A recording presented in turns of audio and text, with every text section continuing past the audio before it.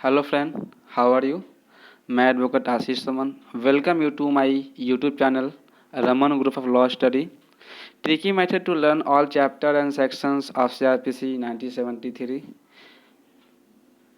तो इस वीडियो को देखने से पहले सब्सक्राइब का बटन ज़रूर प्रेस करें and don't forget to click bell icon. अगर आप बेल आइकन प्रेस करते हैं तो मेरे द्वारा जितने भी इम्पोर्टेंट वीडियो अपलोड किए जाएंगे वो आपके पहले सबसे पहले पहुंचेंगे। अब हम इस CRPC के बारे में जानेंगे, खासकर जो बिगिनर स्टूडेंट हैं CRPC के बारे में खास नहीं जानते हैं कैसे बुक को रीड करना है, तो मैं यहाँ पे आपको बताने जा रहा हूँ। CRPC stand for criminal procedure code 1973 act number 2 of 1974। This code came into force on 1 अप्रैल 1974। यहाँ पे एक दोस्तों क्वेश्चन अराइज होता है कि ये CRPC 1970 which day came into force. तो यहाँ पे आपको डेट रखने के लिए आपको याद रखने पड़ेगा 1 अप्रैल, जिसे आप एवरी ईयर फुल डे के नाम से सेलिब्रेट करते हैं। तो आप इस फुल डे को सेलिब्रेट करने के दिन आपको 1 अप्रैल 1974 में जो CRPC 1973 को लागू किया गया था उस डे के अनुसार इसको हम याद कर लेंगे।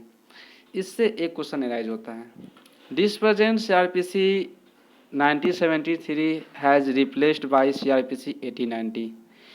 हाँ, तो याद रख लें दोस्तों कि CRPC 1973 के पहले भी CRPC 1890 थी, जो भारत में अब उसका यूज नहीं होता है। तभी जाकर नए CRPC की ज़रूरत पड़ी, जो KVM सुंदरम ने इसे ड्राफ्ट किया। तो ड्राफ्टकर्ता के नाम से भी यहाँ पे कि CRPC 1973 को किसने ड्राफ्ट किया, इस तरह से क्वेश्चन आते हैं। और प्रेजेंट जो CRPC है वो किसके स्थान पर लाया गया है, इस तरह के क्वेश्चन अराइज होते हैं।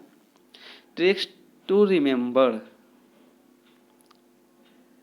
CRPC 1973, अगर हम 73 को रिवर्स करके लिखते हैं तो 37 होता है। It's mean total 37 chapter here and total section 484। इससे भी क्वेश्चन आते हैं दोस्तों कि कितने चैप्टर हैं, कितने सेक्शन हैं, तो आपको ये याद रखना है। तो दोस्तों आगे पढ़ने से पहले आप अपने CRPC की बेयर एक्ट को अपने पास रखें ताकि आपको मदद मिलेगी। कंटेंट इन CRPC बुक, यहाँ पे हम लोग देखेंगे कि CRPC 1973 एक्ट 2 ऑफ 1973, इस बुक में क्या क्या कंटेंट हैं। बहुत ऐसे स्टूडेंट हैं जिन्हें नहीं पता है कि हमको इस बुक में क्या क्या कंटेंट है, तो मैं बताने जा रहा हूँ कि सबसे पहले आपको टोटल 37 ऑफ 484 सेक्शन मिलेंगे। उसके अलावा आपको first schedule and second schedule मिलेंगे। फर्स्ट शेड्यूल में क्लासिफिकेशन ऑफ ऑफेंस के बारे में एक्सप्लेन किया गया है, जो IPC की धाराएं जिसमें पनिशमेंट होती है, जिसमें ऑफेंस का जिक्र किया होता है कि आपने क्या ऑफेंस किए हैं, विच सेक्शन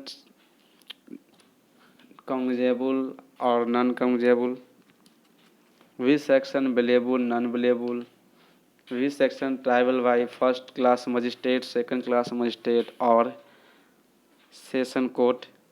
तो ये सारे डिटेल्स आपको शेड्यूल फर्स्ट में मिलेंगे, खासकर एडवोकेट तो जानते ही होंगे। एंड नाउ शेड्यूल टू में आपको फॉर्म के बारे में एक्सप्लेन किया गया है। यहाँ आपको form number wise 1 2 3 4 5 6 7 8 9 as on. Form number 1 2 3 अगर देखते हैं तो आपको वहाँ पे सेक्शन के साथ साथ फॉर्म नंबर भी दिया हुआ है, जिसे आप समझ सकते हैं कि कौन सा फॉर्म कहाँ पे यूज किया जाएगा। ये सेशन न्यायालय द्वारा ये एवरी कोर्ट के द्वारा यहाँ पे ये फॉर्म का यूज किया जाता है। Now I learn all chapter by tricky method. कैसे किसी चैप्टर को लर्न करना है, तो यहाँ चैप्टर को मैंने ट्रिकी मेथड के द्वारा पार्ट 7 में डिवाइड कर दिया हूँ। आप पार्ट 1 में देख पाएंगे कि कोट्स जो है यहाँ पे फ्रेंड्स दिया हुआ है। इसको मैंने फर्स्ट पार्ट में इसलिए बांटा है क्योंकि अगर चैप्टर 1 आप रीड करेंगे तो आपको सेक्शन 1, 2, 3, 4, 5 1 to 5 से चैप्टर 1 में मिलेंगे, जिसमें आपको सेक्शन 2 वेरी इम्पोर्टेंट, उससे हर एक एग्ज़ाम में आपको 2 क्वेश्चन आना ही आना है। तो डिफिनेशन याद करना बहुत ज़रूरी है सेक्शन के साथ। इन सभी डिफिनेशंस को याद सेक्शन वाइज करने के लिए मैंने एक और वीडियो अपलोड करूँगा, जो कि आपके लिए बहुत इजी वेज होगा याद करने के लिए। Chapter 2 constitution of court and office के बारे में डील करता है। ठीक है, जब chapter 2 constitution of criminal courts and office जब गठन हो जाएंगे तो वैसे कोर्ट में न्यायाधीश मजिस्ट्रेट वगैरह बैठेंगे, तो वैसे मजिस्ट्रेट न्यायाधीश कोर्ट को पावर दिया जाएगा। जो पावर के बारे में एक्सप्लेन आपको चैप्टर 3 में डील किया गया है। पार्ट 4 में हम लोग चलते हैं चैप्टर नंबर 4, जो पार्ट 2 में हम इसको क्लासिफिकेशन किए हैं। Power of police at to magistrate. ये ज़्यादा इम्पोर्टेंट तो है नहीं, बस यहाँ पे आपको जान लेना है कि इसमें जनता कब पुलिस और मजिस्ट्रेट को सहायता करेगी, इत्तला करेगी, इसके बारे में एक्सप्लेन किया गया है। नाउ पार्ट 3, जिसमें हम चैप्टर 5 और चैप्टर 33 को एक साथ रखे हैं। अब यहाँ पे देखेंगे कि चैप्टर 5 और 33 को मैंने साथ इसलिए रखा है कि चैप्टर 5 जो है वो अरेस्ट को डील करता है, चैप्टर 33 जो है यहाँ पे बेल एंड बेल बॉन्ड के बारे में डील करता है। यहाँ इसको मैंने इसलिए रखा है क्योंकि आपको याद हो कि जब अरेस्ट होंगे कोई व्यक्ति तो उसे बेल लेने का भी अधिकार होता है, तो आप उसको इस तरह से रीड कर सकते हैं। Very important chapter.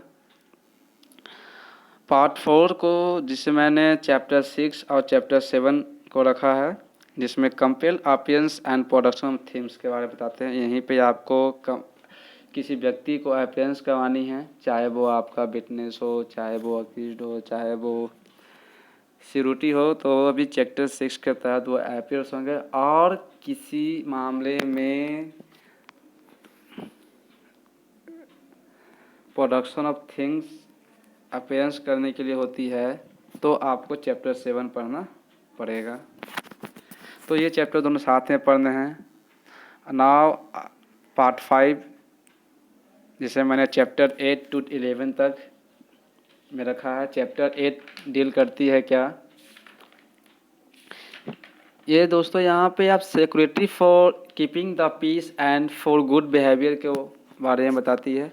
आप यहाँ सबसे पहले नोट कर लीजिए अगर आप जानना चाहते हैं कि चैप्टर 8, 10 और 11 एक्सेप्ट 9 ये नागालैंड और जनजातीय क्षेत्रों में लागू होते हैं एंड ऑल ओवर इंडिया। यही वो 3 चैप्टर जो है नागालैंड और जनजातीय क्षेत्र को लागू होंगे।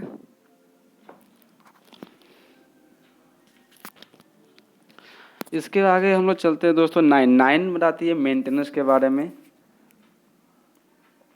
Maintenance of wifes, children and parents. Chapter 10 लोक व्यवस्था पर शांति बनाए रखने के लिए है। Chapter 11 preventing action of the crime. इस पार्ट 5 को हम लोग प्रिवेंशन प्रोविजन दिया है, जिसे बिफोर क्राइम के पहले रखा हूँ मैं। पार्ट 6 चलते हैं दोस्तों, यहाँ पे पुनिटिव प्रोविज़न है जो आफ्टर क्राइम यूज होता है इसका। जब आप क्राइम कर लिए तो यहाँ पे आप चैप्टर 12 से 32 के तहत आपका मामला विचारणीय होगा। चैप्टर 12 जो है यहाँ पे आपको पुलिस को इतला उसकी अन्वेषण करने की शक्ति के बारे में डिटेल किया है। पुलिस यहाँ पे एफआईआर दर्ज करेगी, इन्वेस्टिगेशन करेगी। 13 यहाँ पे इंक्वायरी एंड ट्रायल्स के बारे में है। 14 यहाँ पे कार्रवाई शुरू करने के बारे में है। 15 चैप्टर ये डिस्कस करती है कि अगर आपकी कंप्लेन पुलिस नहीं लेती है तब यहाँ पे आप मजिस्ट्रेट को कंप्लेन पटिशन के थ्रू इंस्टीट्यूशन कर सकते हैं। नाउ चैप्टर 6 मजिस्ट्रेट के समक्ष कार्रवाई का प्रारंभ करना। जैसे ही मजिस्ट्रेट के समक्ष कोई कार्रवाई प्रारंभ होगी उसके बाद आरोप का गठन किया जाएगा चैप्टर 17 में। चैप्टर 18, चैप्टर 19, चैप्टर 20 या चैप्टर 21 ये सारे ट्रायल्स के बारे में बताते हैं।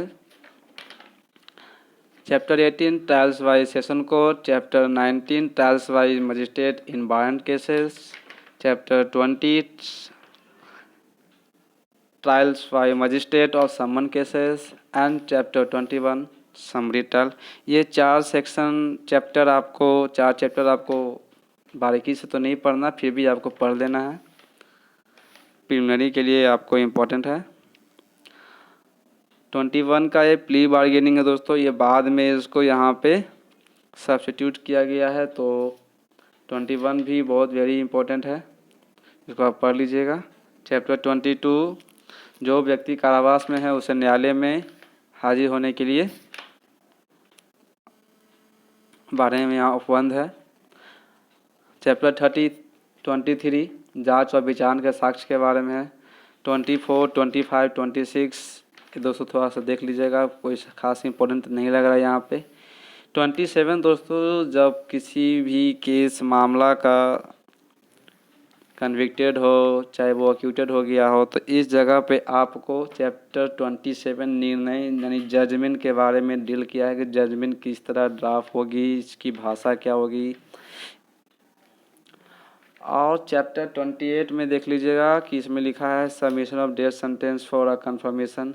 जब सेशन न्यायालय किसी भी केस में डेथ सेंटेंस वगैरह अगर करती है तो आप का ये डेथ सेंटेंस मामला हाई कोर्ट को पास जाएगी, हाई कोर्ट वहाँ से कंफर्मेशन देगी तभी ये कंफर्म होगा।